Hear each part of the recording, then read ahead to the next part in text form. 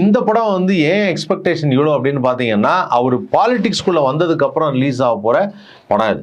So இந்த படத்துலேயும் politics இருக்குது. இந்த படத்துலேயும் வந்து அவர் வந்து ஒரு கட்சி தலைவராக வராரு, இல்லை அது வந்து ஒரு சிஎம் ஆக போகிறாரு அப்படிங்கிற மாதிரி ஏதாவது ஒரு விஷயம் பண்ணியிருந்தாங்க கதையில் அப்படின்னா, அது இன்னும் எதிர்பார்ப்பை கூட்டிவிடும். ஸோ அப்படிப்பட்ட ஒரு படமாகத்தான் ஜனநாயகன் இருக்கும் அப்படின்னு சொல்லிட்டு மக்கள் நினைக்கிறாங்க. அதே சமயத்தில் இந்த படம் ஆடியோ லான்ச்சு வழக்கமாக வந்து விஜய் சாரோட ஆடியோ லான்ச்சு அப்படின்னாவே எல்லாருமே யோசிப்பாங்க, எங்கே நடக்க போகுது, நான் எப்போ டிக்கெட் வாங்குறது அப்படின்னு சொல்லி தமிழ்நாட்டில் எல்லாரும் ஆவலோடு இருப்பாங்க.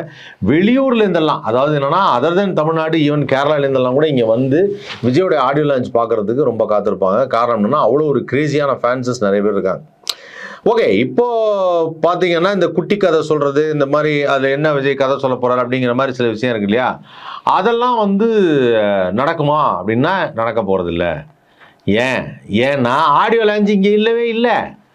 அதாவது இந்த ஆடியோ லான்ச்சை மலேசியாவில் இருக்கக்கூடிய தமிழர்களுக்காக மலேசியாவில் வைக்கிறாங்க. சிங்கப்பூர் மலேசிய மக்கள் வந்து பயங்கரமாக செலிப்ரேட் பண்ணிட்டோம் அப்படின்னு சொல்லி வர்ற டிசம்பர் மாதம் 27ஆம் தேதி இந்த ஆடியோ லான்ச்சு மிக மிக பிரம்மாண்டமான முறையில் நடைபெறுகிறது.